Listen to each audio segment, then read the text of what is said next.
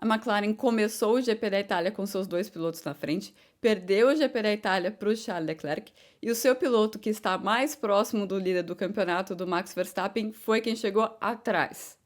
Enquanto isso, Max Verstappen teve a sua pior corrida do ano, foi a corrida em que ele mais sofreu, e o cenário é de mais sofrimento vindo aí por diante. E aí, o que a McLaren vai fazer? O que a McLaren poderia ter feito? E por que a McLaren não fez o que todo mundo acha que a McLaren tem que fazer? Bom, esse é o Ju Responde do GP da Itália. O Ju Responde, eu tento resolver as dúvidas que vocês mandaram para mim no meu Instagram, no MyF1 Live. Então vocês fiquem à vontade para participar dos próximos. Sempre depois da corrida eu abro uma caixinha de perguntas nos stories e aí as perguntas mais interessantes, as que mais se repetem, eu respondo por aqui. Então vamos lá. Qual a dificuldade da McLaren em priorizar o Lando? A gente descobriu que agora a McLaren tem as regras papaya. A gente não sabe exatamente quais são as regras papaya, segundo o Zac Brown, é simplesmente não batam. Eles não bateram, eles respeitaram. Mas a entrevista mais interessante depois do pós-GP da Itália foi com o André Stella. O André Stella primeiro falou o seguinte: a gente vai ter que dar uma olhada se eles realmente seguiram as regras e se a gente vai ter que mudar essas regras ao longo do ano para o restante do campeonato. E aí começou um monte de imprensa inglesa, todo mundo fazendo essa pressão, tem que fazer o Lando ser o primeiro piloto, como assim? Vocês estão dividindo pontos entre os seus pilotos, estão perdendo essa oportunidade que ninguém achava que poderia vir a surgir com o Mundial de Pilotos, né? Sendo que a McLaren está bem encaminhada para o Mundial de Construtores e tem essa possibilidade surgindo aí com o Mundial de Pilotos. E aí ele falou: não, eu não gosto dessa história de primeiro e segundo piloto. E aí ele foi dando a cada pergunta, porque as perguntas foram insistentes, a cada resposta ele ia dando mais uma dica do que realmente estava na cabeça dele e que ele não estava querendo dizer. O que ele apontou? Por exemplo, com o Lando, a gente precisa de alguns ajustes. Por exemplo, a primeira volta ainda é um ajuste a ser feito. O que ele está dizendo aí? O Lando ainda não está pilotando bem o suficiente para a McLaren colocar todas as fichas nele. E, por outro lado, do outro lado da garagem, tem o Oscar Piastri, que o André Stella também demonstrou acreditar que é um piloto muito bom e que talvez seja o piloto da McLaren no futuro. Teve um momento na entrevista que eu perguntei para ele, então, eu tô tentando entender qual é o pensamento aqui. Você está resistindo à tentação de chamar o Lando de primeiro piloto e falar, Oscar, você não vai para cima dele na largada, se ele está na sua frente, você vai ceder a posição para ele. Você está resistindo a fazer isso porque você lembra dos seus tempos da Ferrari, que o tal segundo piloto acabava perdendo muito de performance quando ele era designado dessa maneira, acabava com a moral do segundo piloto, é alguma coisa nesse sentido? Aí ele fala uma coisa interessante, ele falou, não, porque na Ferrari, quando um piloto era o primeiro piloto, é porque ele tinha merecido muito na pista. Então tá. Então, dá para entender que, por um lado, a McLaren não entende que o Lando é tão primeiro piloto assim. Foi isso que eu entendi de tudo o que o André Stella falou. E aí tem um outro elemento ali que é o Oscar Piastri.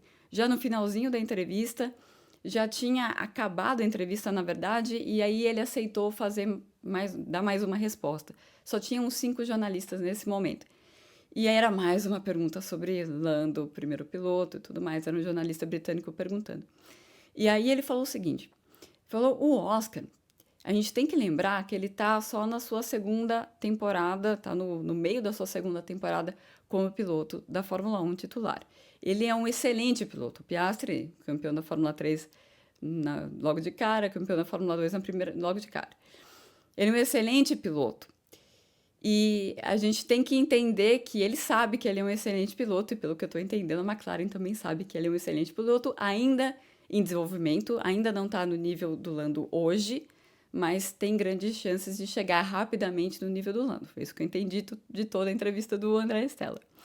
E E ele fala uma coisa muito interessante. Ele fala que pro Oscar, ele tem que entender que ele ajudar o Lando agora é um investimento para ele a longo prazo.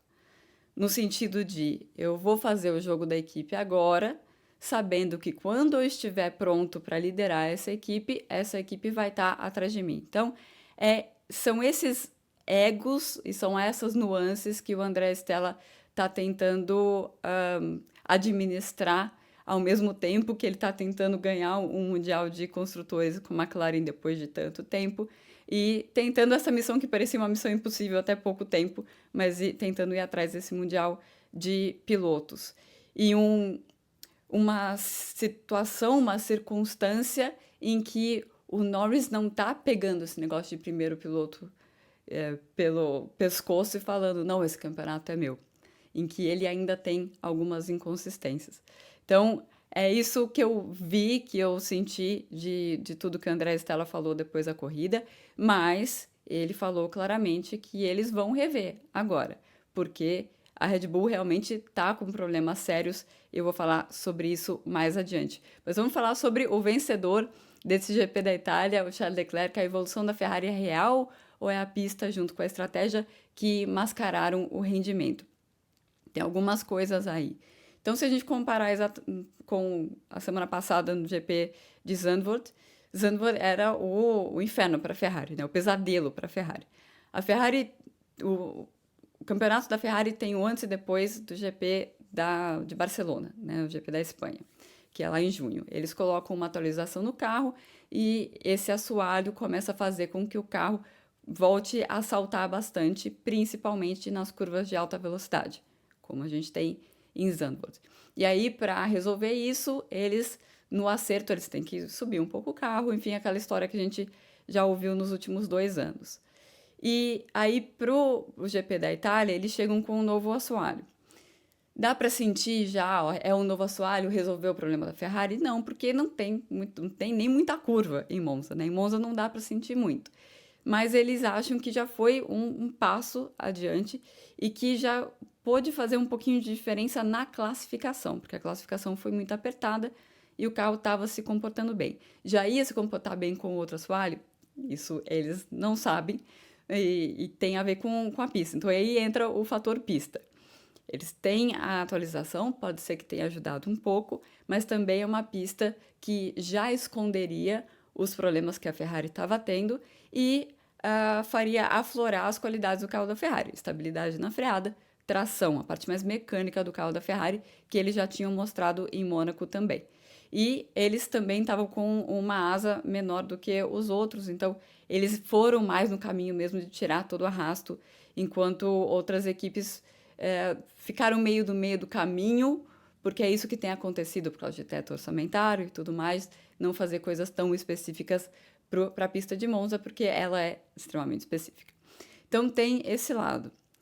Uma outra característica do carro da Ferrari é não colocar muita energia no pneu dianteiro. E isso foi muito bom para essa corrida, porque nessa corrida, na maioria das corridas, o fator limitante é o pneu traseiro. Sempre quando é o pneu traseiro, a McLaren se dá bem, porque eles colocam menos energia no pneu traseiro. Quando vai para o dianteiro, aí a coisa muda um pouco de figura e vai depender do restante das características da pista para a gente saber qual carro vai se dar melhor.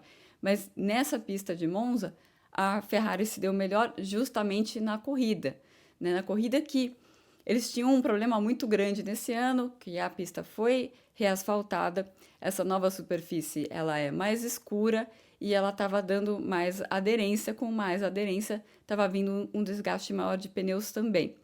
E eles foram para a corrida, geralmente a corrida de Monza é uma parada, porque a perda de pit stop vai ser lá 25, 26 segundos, né? Inclusive, me perguntaram como pode ser tão grande, já que já entra reto e sai reto, né? É justamente porque eles estão com o motor cheio na reta, e por isso que a diferença entre você entrar no box e continuar com o motor cheio na reta, ela é maior do que se tivesse uma curva antes, na entrada do box. Então, por ser uma pista em que você perde muito tempo no box, eles forçam para ser uma parada. Acontece que o desgaste estava tão alto que a maioria das equipes teve que ir para 2 paradas. Então foi todo mundo com a ideia de, ok, 2 é muito provavelmente o que vai acontecer, mas e se a gente conseguir fazer uma? E aí, o que assustou todo mundo, imagino eu, tenha sido o primeiro stint dos 2 pilotos da Red Bull com pneu duro, parando ali na volta 22, 23 e já com muito graining no pneu. Isso já foi um alerta para todo mundo, falando, ixi, acho que esse pneu não vai aguentar, não dá para fazer uma parada. E daí tinha muito a ver com o ritmo também. Então, você, no carro da Ferrari, um carro que coloca menos energia no pneu dianteiro, você tem uma possibilidade maior de conseguir fazer essa estratégia de uma parada funcionar, mas isso não resolve a sua vida. Principalmente o pneu duro, ele geralmente sofre com graining. Graining é a granulação do pneu. O graining tem a ver com o ritmo que você vai adotar nas suas primeiras voltas. O seu primeiro primeiro grande fluxo de calor, não sei se é fluxo a palavra que eu estou querendo usar, até a palavra me fugiu na cabeça agora. Mas a primeira vez que você vai dar calor no pneu, ela precisa ser mais controlada, porque senão a superfície do pneu começa a se desfazer, granular, e começa a grudar de volta. Então, ele acaba ficando com menos aderência, porque tem menos superfície do pneu grudado ali na pista. E isso é uma coisa, o graining, ele tem fases, né? E ele tem níveis também. Se for um pouquinho de graining, depois essa borrachinha que grudou de volta, ela sai. E daí os pilotos falam, o graining limpa. E aí o pneu volta a ter aderência de uma maneira mágica. Mas às vezes vai para um outro nível que nunca melhora. E o piloto dentro do carro é muito difícil ele saber se é isso, o que está acontecendo. Aí o que acontece com o Oscar Piastri é que ele acha que ele está numa fase de graining que não vai sair mais, o que nos leva para a próxima pergunta. Mas só finalizando sobre a Ferrari, tem uma conjuntura de fatores ali. Esse assoalho, provavelmente, essas são as palavras do próprio Vassan, ajudam na classificação. O ritmo da corrida da Ferrari, mesmo quando eles estão numa pista ruim, é geralmente bom. Eles têm menos desgaste de pneus nesse ano, né? Era completamente o contrário do que era em anos anteriores. E esse tipo de corrida que a gente teve com graining no pneu dianteiro, a Ferrari tende a ter menos. Então, a Ferrari era, das equipes lá da frente, a que estava mais em dúvida. E você vê até no ritmo do Leclerc que às vezes ele força, às vezes não, às vezes força, às vezes não. Que isso era o engenheiro falando, não, é uma parada, 2 paradas, é uma parada, 2 paradas. Porque eles não tinham certeza. Até que chega a hora que a McLaren deixa o gol aberto, porque eles param da liderança, e aí a única solução para ele, o único jeito dele ganhar a corrida seria indo até o final. E ele vai até o final, usando muito bem essas qualidades da Ferrari e também a pilotagem dele de saber como aquecer bem o pneu para depois não sofrer no final. A outra pergunta é sobre o Piastri, né? Ele poderia ter feito uma parada também. A gente lembra muito na corrida de como a McLaren deu um chute no próprio pé com a disputa entre os 2 pilotos na primeira volta, né? Que o Lando acaba saindo mal da variante e daí o Leclerc consegue passar o Norris. E daí eles perdem a vantagem de estar com os 2 carros na frente podendo controlar o ritmo, podendo controlar o graining. E aí o Lando, ele acaba com o pneu dele antes de todo mundo na segunda fase, né, para fazer a segunda parada, faz essa segunda parada depois de todo mundo. Mas antes disso, o que acontece com o Lando? Ele é o primeiro a parar, isso para fazer o undercut em cima do Leclerc, consegue fazer o undercut em cima do Leclerc, ou seja, parar antes, usar a aderência superior que ele tem nessa volta que ele parou antes e aí voltar na frente quando o Leclerc para. Quando ele faz isso, ele se aproxima também do Piastri. Ele chega a ficar 1,5 segundos do Piastri. E aí ele faz com que o Piastri comece esse segundo stint dele rápido pra caramba. E o que acontece? Rápido começa depois a gerar o graining no pneu. E até é nesse momento que o Lewis Hamilton fala que ele ouve qual é o ritmo que eles estão fazendo lá na frente e fala, com esse ritmo aí eles não vão fazer uma parada de jeito nenhum. Justamente por isso. é esse começo do stint que vai definir se você consegue levar o pneu até o final, quando você tem esse caso de graining ser o fator limitante para você estender a vida dos seus pneus. E aí, então, o Norris acaba forçando o Piastri a aumentar o ritmo no começo do stint dele, do segundo stint dele. O Norris acaba com o pneu dele, para, então ele está definido que ele vai fazer 2 paradas, e a McLaren está um pouco em dúvida em relação ao Piastri. Pergunta para ele, o que você acha desse pneu? Ele fala, eu acho que esse pneu está indo embora. O que ele estava sentindo? Uma fase inicial de graining, que depois que a equipe tira o pneu dele, eles veem que não era muito pesado. É aquela fase que o piloto acha que o pneu disso só vai piorar, mas como se ele diminuir o ritmo e diminuir a temperatura do pneu, a borrachinha que grudou sai e o pneu volta a ficar bom de novo, que foi o que aconteceu com o Leclerc lá na frente, né? Por isso que no final ele não consegue chegar. Então, o Piastri poderia ter feito uma parada também, pelo que a McLaren viu do pneu dele, porque era uma fase inicial de graining e não algo terrível, sim. Mas era algo que naquele momento ele sentiu que só ia piorar o pneu dele. E lembrando que a McLaren sabia que a Ferrari colocava menos energia no pneu dianteiro e com isso conseguiria andar mais rápido e sem sofrer tanto graining quanto eles, McLaren. Então eles tinham também essa informação. Então é aquela coisa, depois de ver o pneu, eles devem ter visto, a gente poderia ter segurado ele na pista. O quanto o túnel de vento da McLaren tem ajudado nos upgrades? Essa é uma excelente pergunta, porque às vezes as pessoas ficam perdidas nessa coisa, não, tem alguma coisa fora do regulamento e tal, quando na verdade tem uma explicação bastante lógica e uma linha de tempo ali de como a McLaren chegou onde eles estão agora, né? Eles foram tudo o que a McLaren está colocando no carro funciona. E um grande motivo para isso é o túnel de vento deles. Eles têm, no momento, o túnel de vento mais avançado da Fórmula 1. Daqui a pouco eles vão ser ultrapassados, o ano que vem vão ser ultrapassados, provavelmente, se funcionar, pelo equipamento da Aston Martin, que é o equipamento um pouco mais avançado do que o deles. Mas o deles começou a estar em operação ano passado, e eu lembro, inclusive, de falar com o Gil de Ferran, inclusive, e ele estava muito empolgado. Eu falei, esse túnel de vento é maravilhoso, todos os dados, tudo bate perfeitamente, e ele é muito avançado e ele vai nos ajudar muito. E é isso que a gente está vendo agora.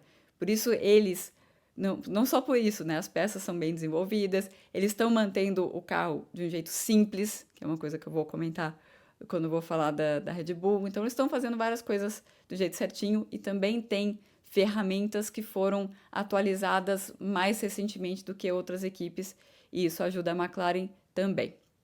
Agora, falando sobre a Red Bull, o que houve com a Red Bull não é normal essa queda brusca de desempenho. Não é uma queda brusca de desempenho. Isso é uma coisa que já vem desde o final do ano passado. Lembra que no último Ju Responde eu falei, se eles pegassem o carro do ano passado, agora eles não ganhariam corrida. Mas mesmo no final do ano passado, eu lembro de ter comentado no Ju Responde de Las Vegas, mas era uma coisa que começou principalmente em Austin. Começou a ficar claro que eles estavam perdendo a vantagem deles. Durante 2023, eles estavam com um carro muito bom e eles atualizaram muito pouco esse carro, até porque eles estavam sofrendo aquela punição por ter saído do teto orçamentário de 2021 e eles tinham menos tempo de túnel de vento. Então, como eles tinham uma vantagem muito grande, eles não precisavam ficar atualizando muito o carro, não mexeram muito no carro ao longo do ano e foram perdendo um pouco a vantagem. Quando chega no começo desse ano, eles mudam bastante o carro de uma maneira até radical. E chega na primeira corrida, eu também lembro de ter comentado, olha, foi uma lavada nesse GP do Bahrein, mas não foi tanto quanto deveria ser, principalmente se a gente for comparar o ano passado, eles estão perdendo vantagem sim. E eu lembro, quando esse carro foi lançado, gente que entende muito mais de aerodinâmica do que eu entendo, estava falando o seguinte, eu não estou entendendo o que a Red Bull quer com esse carro, porque o caminho que eles estão indo é de complicar demais as coisas. O que eles estão fazendo é levar o fluxo de ar para um lugar que o fluxo de ar não quer ir, por várias maneiras que eles estão complicando. Se der errado, se der certo, lindo, maravilhoso, o carro vai voar. Se der errado, vai ser muito difícil para eles entenderem onde que está o erro. Principalmente se acontecer do túnel de vento dar uma resposta e a pista é outra. E o que está acontecendo? O túnel de vento dá uma resposta e a pista dá outra. O túnel de vento da Red Bull, inclusive, eles estão investindo pesado para fazer um novo. É um túnel de vento bem das antigas, inclusive eu não me lembro exatamente da história, mas tem uma coisa a ver com uma coisa que foi construída para um lugar que foi construído para a Segunda Guerra Mundial e que tem as paredes de concreto, que é diferente dos outros. É uma coisa até meio arcaico, entre aspas, o túnel de vento da Red Bull. E agora tá fazendo diferença, porque o próprio Christian Horner falou que o túnel de vento não tá dando os resultados que eles estão vendo na pista, que são quais? A falta de conexão entre a parte dianteira do carro e a parte traseira do carro, que não é uma novidade, já desde o ano passado eles falavam disso. Teve algumas corridas, por exemplo, o GP do México, que eles sofreram muito, depois umas corridas nesse ano, principalmente depois da Imola, sofreram o final de semana inteiro. Mas os outros estavam tão atrás que eles sofriam e ganhavam. A partir do momento em que a McLaren tem aquele grande passo em Miami, eles começam a ficar mais expostos. E agora a McLaren deu mais um salto, e aí não só eles, né? A Ferrari está melhorando, a Mercedes melhorou também, tem toda a polêmica das asas dianteiras, da Mercedes e da McLaren. Aliás, a FIA está falando que não vai fazer nada em relação a essas asas dianteiras, que eles estão olhando, estão observando, mas se for fazer alguma coisa é para o ano que vem, não vai ser para esse ano. Ou seja, se tem alguém achando que tem algo irregular nessas duas asas aí, corre atrás e faça a sua versão. Basicamente isso que a FIA está falando. E o Horner está irritado, o Fred Vasseur disse que não quer falar com a imprensa sobre isso, que vai falar diretamente com a FIA sobre isso.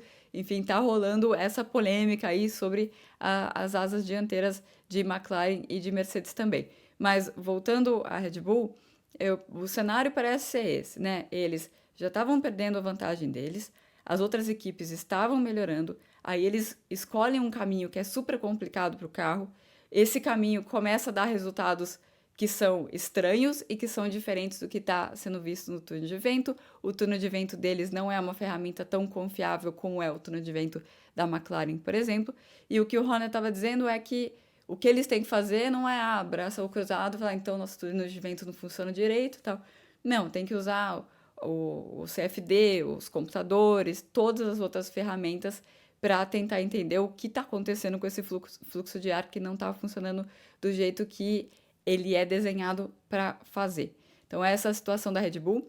E outra coisa interessante que o Horner disse foi que o que ele espera o grande salto ali tem uma pausa no campeonato, um buraco no campeonato, não é uma pausa igual a agosto que eles não podem trabalhar, né? É um buraco mesmo no campeonato, eles podem trabalhar entre Singapura e o GP dos Estados Unidos, é um mês praticamente, e ele espera que ali tenha o grande salto, que daí eles podem produzir tudo que já está sendo pensado para resolver esse problema. Ou seja, tem Azerbaijão, e tem Singapura, que já foi uma pista muito complicada para eles no ano passado.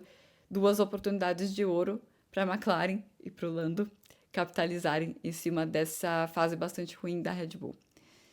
Vai ter encontro no GP de São Paulo, o assinante novo pode ir também, pode levar acompanhante. Sim, para quem não está entendendo essas perguntas, o que é encontro em São Paulo?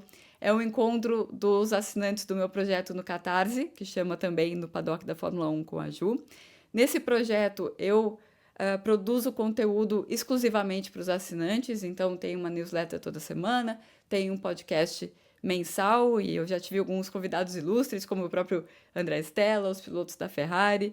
Às vezes eu faço um podcast que é um comentário sobre algo, mas é um comentário bastante aprofundado sobre algo, como, por exemplo, qual é a grandeza do Adrian Newey, como que o Christian Horner acabou na situação em que ele está, enfim, podcast sempre bastante interessante E tem também lives que eu faço aos sábados de GP e tem também o encontro em São Paulo, vai rolar esse ano. A gente faz sempre na sexta-feira do GP de São Paulo, em algum lugar na Vila Olímpia, ainda não fechei o local. E assinante novo pode ir e sempre pode levar acompanhante também, é claro. Se você está indo para o GP com alguém e aí vai ter que deixar a pessoa sozinha, não, seus problemas acabaram, pode levar no evento da Ju, que vai ser super bem recebido. Lá no evento vocês vão conhecer outros fãs e daí, dependendo da boa vontade das equipes, pode rolar uns prêmios também. Então, eu vou passar mais detalhes sobre isso nas próximas semanas, mas vai rolar encontro, sim, do pessoal do No Paddock da Fórmula 1 com a Ju. Vocês querem ouvir do Bortoleto, né? Eu esqueci de falar no começo lá, na abertura, que eu ia falar do Bortoleto, é claro. O quão importante foi essa vitória do Gabriel na luta por um assento na Fórmula 1. Essa é uma pergunta complicada, né? E não deveria ser complicada, deveria ser bastante assim. Nossa, o cara larga em último e ganha a corrida, a Fórmula 1 não pode ignorar. Essa seria a resposta que faria mais sentido. Acontece que a Fórmula 2 não faz sentido e a Fórmula 1 sabe disso, né? Eu já comentei algumas vezes quando o Oliver Behrman foi contratado, quando eu estava falando sobre o Kimi também, o Jack Doohan também. O que está acontecendo? As equipes da Fórmula 1, elas estão tendo dificuldades em entender se o resultado da Fórmula 2 é tão significativo quanto deveria ser. Tem muitos altos e baixos na Fórmula 2 que são vistos com estranheza na Fórmula 1. E por isso que o pessoal da Fórmula 1 está tão focado em testes de carros antigos de Fórmula 1, de testes de carros de 2022, de treino livre que os novatos possam fazer, de trabalho em simulador, porque ali eles têm um controle melhor do quão bom o cara é. Por isso que é muito importante o Gabriel começar a fazer esses testes. Ele disse que vai fazer e que tem a possibilidade de fazer FP1 também. A questão é, para um assento para 2025, tem tempo? Pelo que eu sei da Sauber, que vai virar Audi, eles querem resolver logo essa questão do piloto e querem resolver, inclusive, antes de Baku, essa questão do piloto. Vai ser possível resolver isso? A prioridade deles é uma renovação com o Bottas, uma renovação de 1 ano só, que é só para ele ajudar a fazer o link ali até a chegada da Audi. Eles não querem ficar com o Joe, então o Joe tá fora, mas o Bottas que estava fora, depois voltou para o radar deles. E o Bottas quer 2 anos, mas o Bottas está numa situação que é isso ou nada. Então, vamos ver o que acontece nesse cenário. E o Gabriel tem chance, sim. É claro que esse resultado excepcional que ele teve nesse final de semana, obviamente, não atrapalha. E muita gente ficou muito impressionada. Eu ouvi várias pessoas no paddock falando: nossa, essa corrida foi algo diferente, né? Não é só uma vitória, é uma vitória muito, muito enfática. Mas tem essa pressa da Sauber, tem esse favoritismo do Bottas e tem essa questão que o pessoal da Fórmula 1 está achando a Fórmula 2 meio estranha e meio difícil de você tirar uma conclusão. Por outro lado, eu não quero comentar isso já, porque faltam 3 finais de semana com 2 corridas cada. Mas um piloto ser campeão no primeiro ano da Fórmula 3, no primeiro ano da Fórmula 2, convenhamos que é muito difícil a Fórmula 1 ignorar. Falando sobre, inclusive, a mesma coisa, na verdade, a estreia do Colapinto impressionou, foi 12º na primeira corrida. Novamente, né? O campeonato da Fórmula 2 nos disse o quê sobre o Colapinto versus o que esse primeiro final de semana dele na Fórmula 1 também nos disse, né? Os resultados do Colapinto não eram diferentes do resultado do Sargent, por exemplo. E o resultado dele na primeira corrida é melhor do que o resultado dele nas primeiras corridas do Sargent, até no segundo ano do Sargent. Então, não é uma ciência exata essa coisa de Fórmula 2 para a Fórmula 1.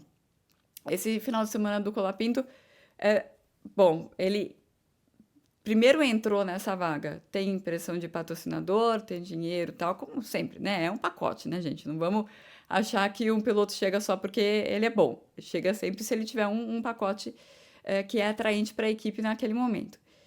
Mas também teve o FP1 em Silverstone e o trabalho dele em simulador e o que ele tinha feito também no teste de jovens pilotos no final do ano passado. Tudo isso melhorou o pacote dele para ele ser o escolhido para essa vaga aí. E, novamente, uma equipe de Fórmula 1 confiando bastante no que eles estavam vendo dos dados deles, mais do que nos dados da Fórmula 2. Essa pista de Monza é a melhor pista para você estrear. São 6 curvas na prática.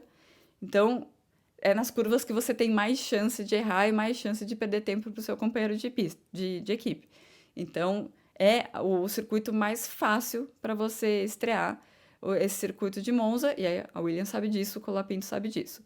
E ele cometeu alguns errinhos, né? Teve no primeiro treino livre, ele escapou, na classificação também ele estava vindo rápido e acabou escapando também. E depois na corrida, que era o que ele estava falando, que era o que ele estava com mais dificuldade de cuidar dos pneus e tudo mais, ele foi lá, fez uma parada e chegou em 12º lugar. Então é um bom começo, mas também não dá para sair falando que, nossa, o Colapinto já é muito melhor do que o Sargent, porque essa pista de Monza é uma pista mais fácil para começar. Agora vem Baku, pista complicada, mas que ele conhece. Depois vem Singapura, que é uma pista muito complicada, muito técnica, muito mais do que parece, e que ele não conhece e muito difícil por causa da questão da parte física. Ele terminou o carro todo dolorido, todo quebrado por causa do assento. Então, provavelmente eles vão ter que fazer o assento dele de novo, vai ter tempo para fazer, mas ele também falou que vai ter que trabalhar muito o lado físico, porque ele percebeu que o negócio é mais complicado do que na Fórmula 2, é claro, a corrida é muito mais longa e também você está andando em velocidades maiores. Para fechar aqui, muitas dúvidas sobre o Pietro, né? O Pietro ainda é reserva na Haas, ele pode substituir eu coloquei substituir o Berman, não, substituir o Magnussen. Então o Magnussen não faz a próxima corrida, suspensão automática aí para chegar a 12 pontos na CNH dele. E o substituto, muito provavelmente, é o Oliver Berman. E por que não o Pietro? Bom, o Pietro está correndo na Indy nesse final de semana, é o último final de semana da Indy, e depois, a partir de Singapura, ele volta ao papel de reserva na Haas. Então, em teoria, se isso tivesse acontecido em Singapura, seria o Pietro a entrar no carro. Eu digo em teoria porque o Berman já vai para esse carro no ano que vem. Então, é de todo o interesse da Ferrari, que tem o passe do Berman, do próprio Berman e da Haas, ele ganhar mais experiência quando for possível. E agora há essa possibilidade. Em Baku, ele já seria o reserva. Então, o mais natural é que ele ande. É claro que ele vai ter que perder a etapa da Fórmula 2, mas ele não está disputando o campeonato da Fórmula 2. Então, é mais uma questão de entender se dá para ele fazer os dois juntos, como que dá para fazer para aproveitar o melhor do Oliver Berman para todos os cantos aí. Eu perguntei para o Fred Vasseur no domingo porque a Haas estava falando que a Ferrari que tinha que decidir, e o Fred falou, olha, eu quero saber de comemorar essa vitória de Monza, e depois eu penso em Baku, depois eu penso em Berman. Mas é a saída que faz mais sentido. Mas respondendo a pergunta, o Pietro é um dos reservas da Haas, não em todas as corridas como ele era antes, porque ele está fazendo o campeonato da Indy. Esse foi o Ju Responde do GP da Itália. Estou voltando daqui 2 semanas com o GP do Azerbaijão, que ou tem corrida maluca ou tem uma corrida monótona. Vamos esperar que com os carros tão próximos como a gente está vendo nas últimas corridas, seja desse primeiro tipo de corrida de Baku. Até mais.